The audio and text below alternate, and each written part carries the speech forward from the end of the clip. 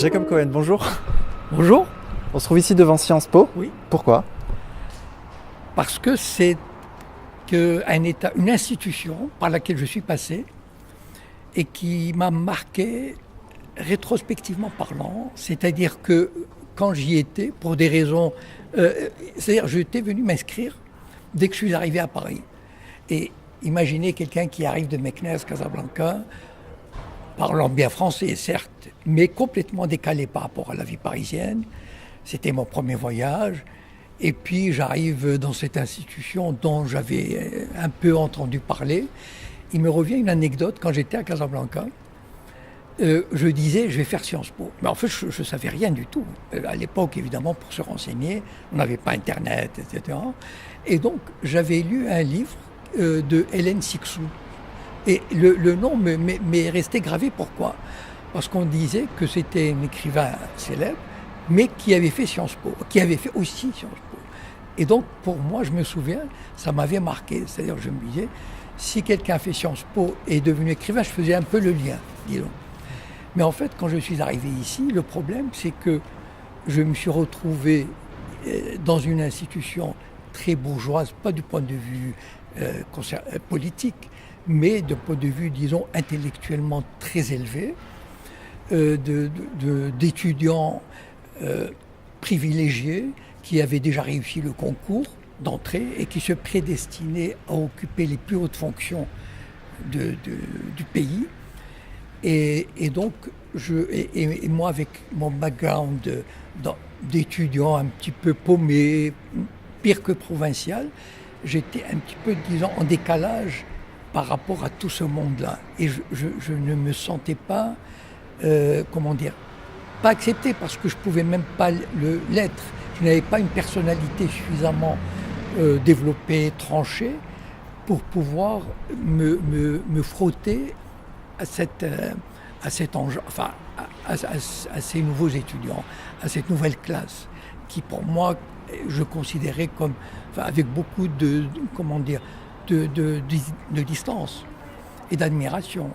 Et donc je me suis peut-être un petit peu isolé et j'ai passé ces 2 années à Sciences Po, pas comme un fantôme, mais disons comme quelqu'un qui n'était pas réellement là-dedans et qui n'a pas su tirer toute la substantifique moelle de cette institution, c'est-à-dire au point de vue des relations, au point de vue des connaissances, etc. Et en fait, tout le bonheur d'avoir fait cette institution m'est venu par la suite. C'était bien des années après. Et j'ai réalisé, en glanant des souvenirs comme ça, j'ai réalisé à quel point je suis passé par là. Et j'en suis très fier de m'en être sorti, d'avoir réussi brillamment tous les examens. Quelques anecdotes concernant ces 2 années passées à Sciences Po. Deux anecdotes. La première anecdote, c'est cette entrée, quand on rentre dans le hall, il y a une espèce de banquette où, à l'époque, on pouvait fumer, bien sûr, où tout le monde était bien habillé parce que c'est à l'époque, dans les années 60, si vous regardez les films de mai 68, tous les étudiants étaient cravatés. Enfin, la plupart des étudiants portaient une cravate et des cheveux courts. Et même, ils manifestaient en jetant des pavés avec la cravate. Et donc, tous ces jeunes qui rentraient, et puis il y avait cette ambiance de discussion, d'échange, etc. autour. Et puis, il y avait à côté les vestiaires. On déposait le manteau avec des femmes qui vous donnaient un numéro. Et moi, ça m'impressionnait beaucoup parce que, peut-être qu'à l'époque, je n'avais pas un très beau manteau à donner. Et puis, bon, voilà, alors que les gens qui venaient, surtout les femmes, avaient de très beaux manteaux.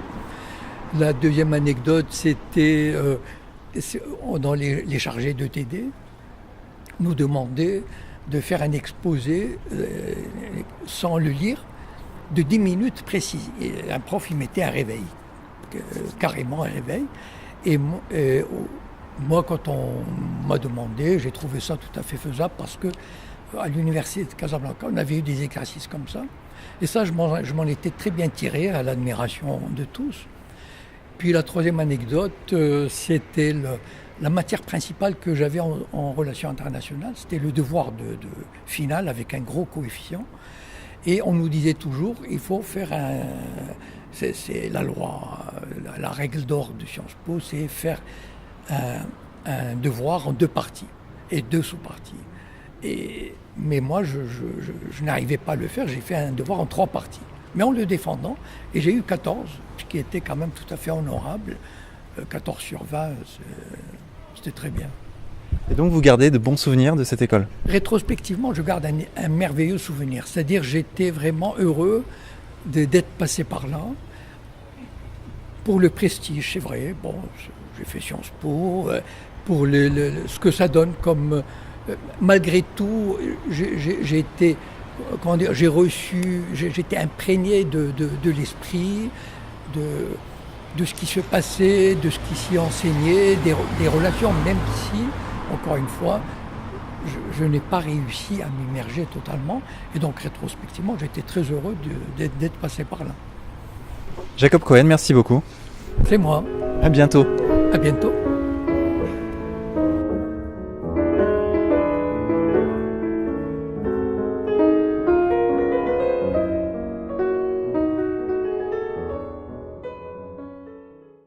Brillamment tous les examens. Quelques anecdotes concernant ces 2 années passées à Sciences Po? 2 anecdotes.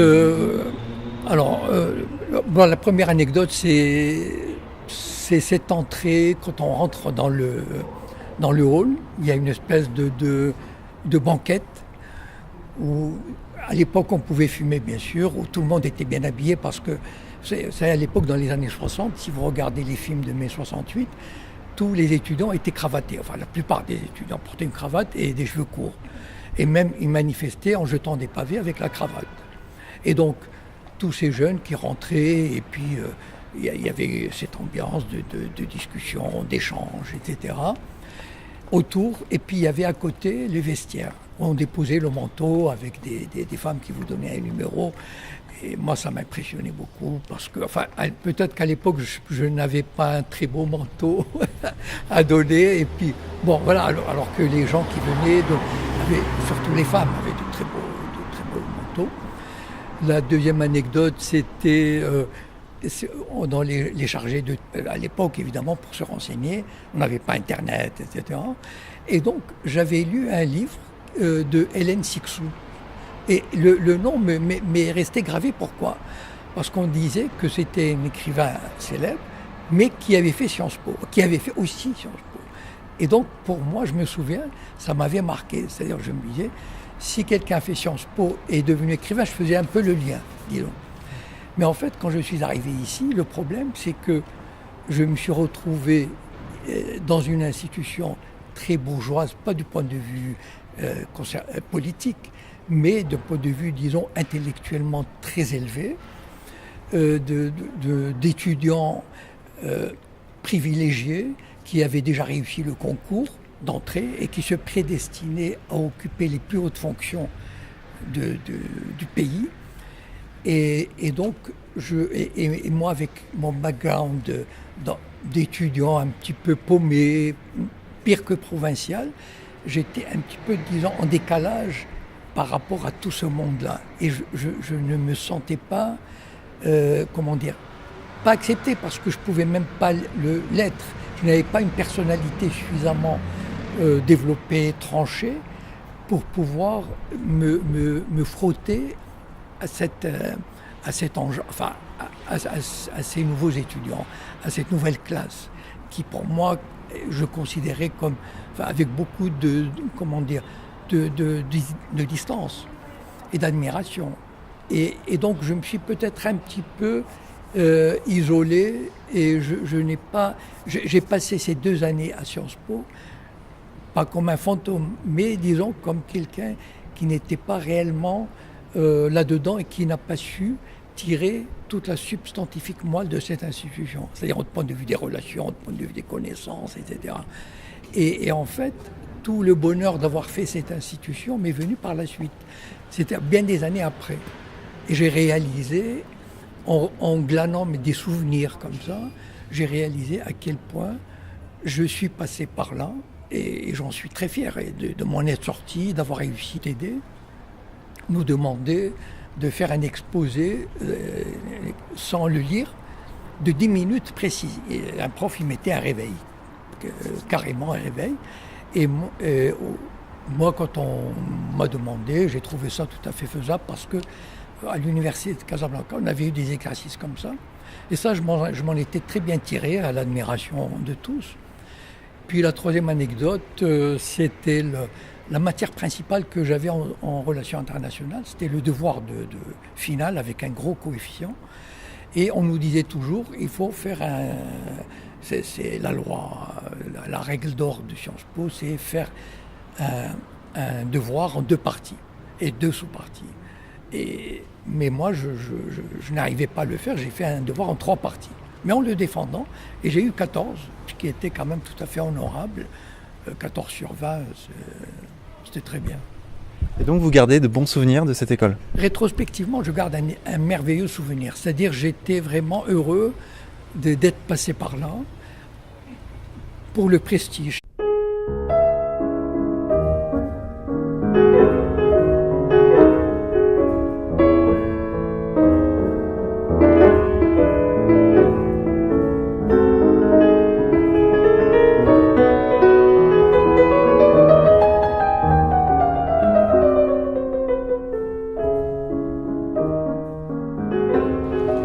Jacob Cohen, bonjour.